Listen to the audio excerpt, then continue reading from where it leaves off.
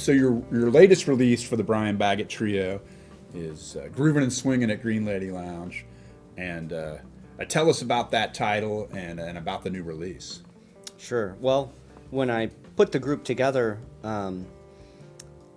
it was kind of an interesting idea because I knew that it was going to be playing exclusively at the Green Lady Lounge. So I used the atmosphere of the club and the vibe of the club to dictate the sound of the group, kind of letting the room play the band, so to speak. So it made sense to record this record live in the Green Lady Lounge. And then I also kind of liked grouping the tunes and the groovin tunes and the swingin tunes, and initially thought maybe they might be separate releases. Right, I remember talking about that. But then we were able to get it all to fit on one disc, but when it does come out, it'll be double vinyl, and there'll be a groovin record and a swingin record. That's awesome. I'm so excited about that. Me too. So you've got this steady gig every Monday night, and we have our steady gigs Wednesday through Saturday. How is that different, and what all does that bring with it that's different from like when you used to play a different place, every night of the week or different weeks, What's different about the steady gig?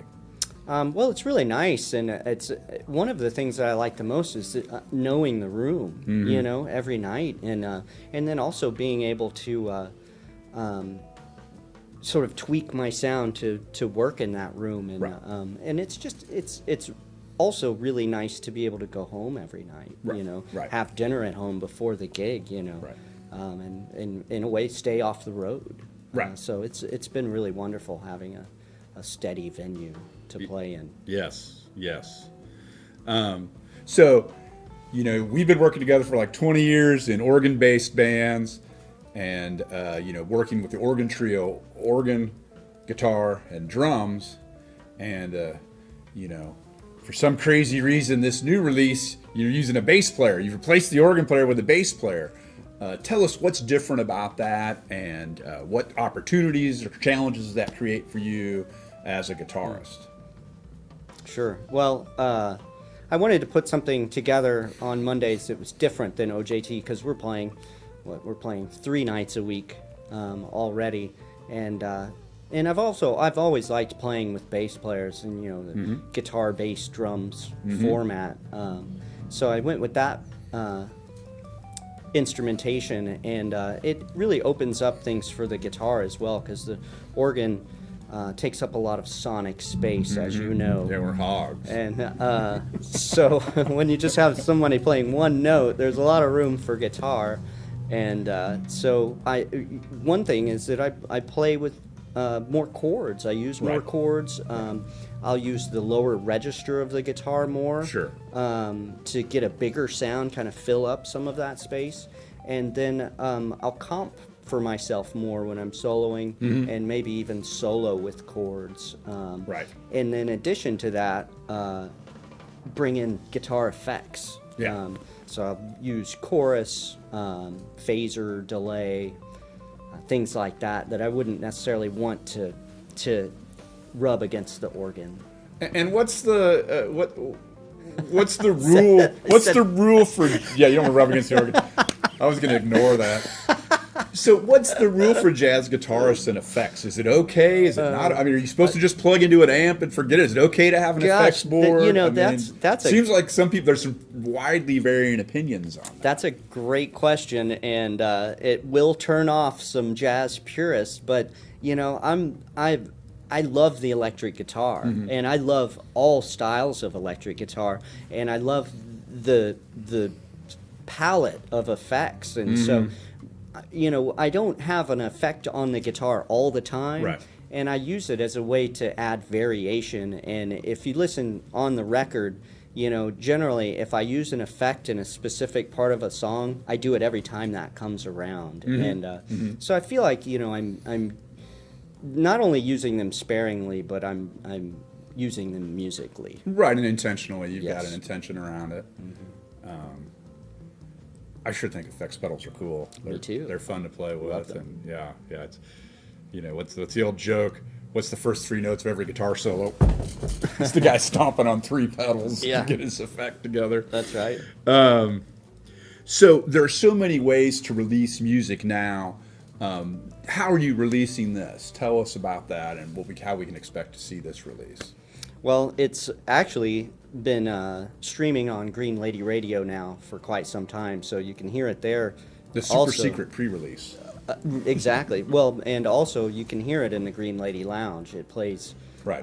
We hear it every night we're there, pretty much. Do. And so it's been out there, but on November 7th, it'll be available on all the streaming platforms, and we'll have physical CDs that you can buy from me at the Green Lady Lounge. On Mondays, they'll also, I believe the Green Lady will be selling them, and then you can purchase them on my website, brianbaggett.net. Nice. Well. But if you show up on November 7th, what happens? Well, we're going to celebrate the release on our regular Monday night gig, and I'm going to have the guys from the record that night playing, Taylor Babb and Ben Turvitt, and everybody that comes to the gig that night will get a free copy of the CD, and we'll be there to sign it.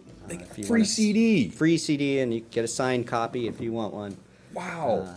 So, yeah. So I mean, there's a $5 cover charge, but other than that, it's a free CD. All you got to do is ask for it. That's right. Yeah. Just indicate you want one. They're not just going to be handing them out. So, who knows? We might throw them at you. I don't know. Oh, that's awesome.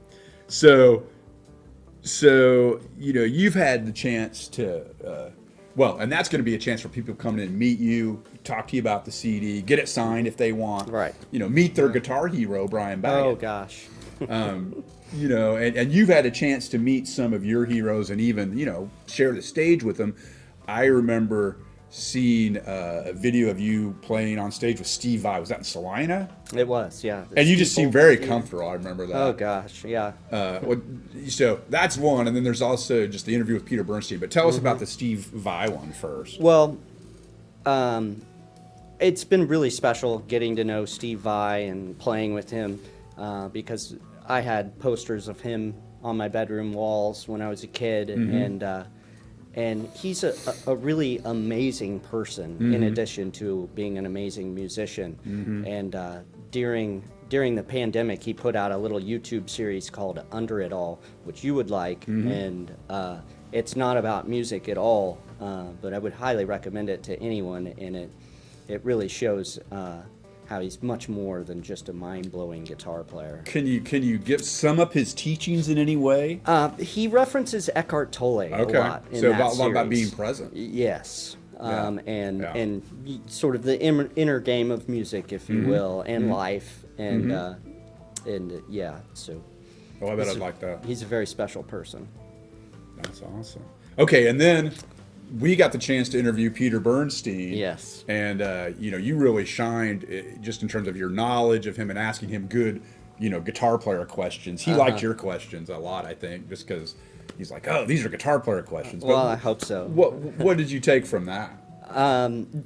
One of the things that I loved about that was that he kind of reiterated something to me, which is it's not all about music theory and notes, because I asked him kind of a technical question about soloing with chords, and I thought I was going to get a technical answer. Right. And the answer he gave me was, I'm just trying to sound like Duke Ellington's horn section. And that's a beautiful thing, because he's not talking about transcribing those things or over-analyzing them. He's just talking about extracting the flavor. Getting the feeling of it. Exactly. Yeah. And maybe the function, the feeling and the function. And transcribing it doesn't hurt you to do that. It can help you achieve that, but you don't have to do all that to necessarily, you can approach it by just getting the feeling of it and just going for it. Going for it, exactly. Yeah. And so that stuck with me. Right.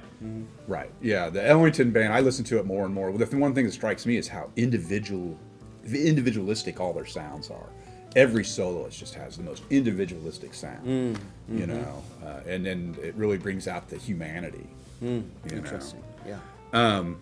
So for several years, while you were still kind of working a day hustle, one of the last ones you had was doing guitar demo videos for Musician's Friend Private Reserve Guitars, right? That's right.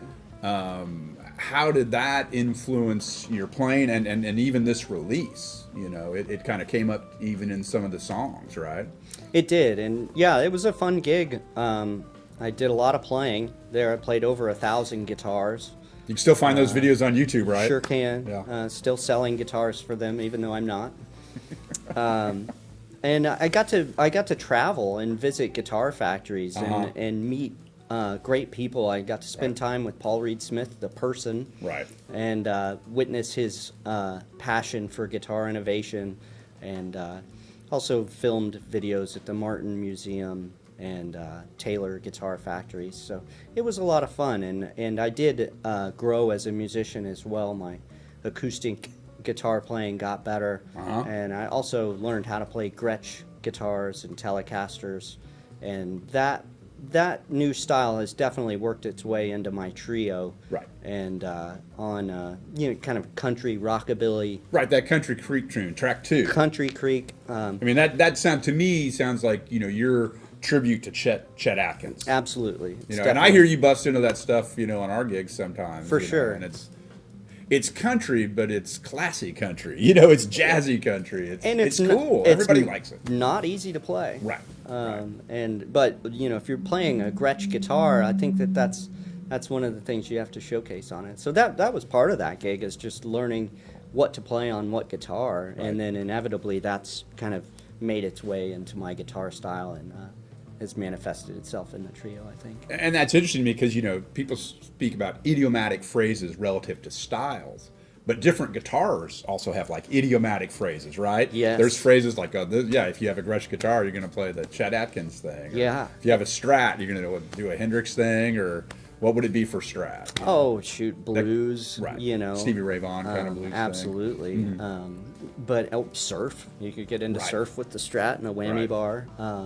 But yeah, it's interesting you mentioned that, because I was talking about, you know, the Green Lady influencing the sound of the trio, but also my guitar influences the sound of the trio. Like, this guitar wants to play certain things, and so I listened to that, and I think maybe I kind of became more sensitive to that making those videos. And this is a Howard Roberts Fusion. It's my Howard Roberts Fusion Gibson guitar, and you get a lot of questions. Yeah. You know, I'll see the dude sitting up close and he's watching you, and then on the break he'll come up and it's like 50% of the time they ask you, now what guitar is that? Because it must not be that common a guitar.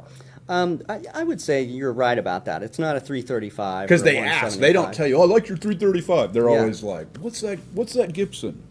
Yeah, and it's, you know, I've really grown to love it. I initially liked the size of it. But over time, it's really kind of opened up, and I really enjoy playing that guitar a lot. It's my number one. Nice. So right now, you know, you're about a month out from this celebration of the release of your new recording. But so you're focused on that, but what's next? Can you tell us anything about what's going to be happening for Brian Baggett next? Do you have any projects coming up on the horizon? Well, one immediate project that we're working on is we're going to introduce some mini lessons that correspond with the release, where I teach short lessons on how to play songs from the album, and I'm excited about that, and I think those will be fun. And then aside from that, we certainly have enough material with the trio to start working on another record here. Nice, volume 2. Yeah, absolutely. Or we'll have to come up with some other words besides grooving and swinging. Yeah, right. Like, what were those Miles Working. Davis? They're working, steaming, Relaxing. I want to be on the relaxing one. Chilling. Yeah. Chilling and relaxing. There you go. Okay.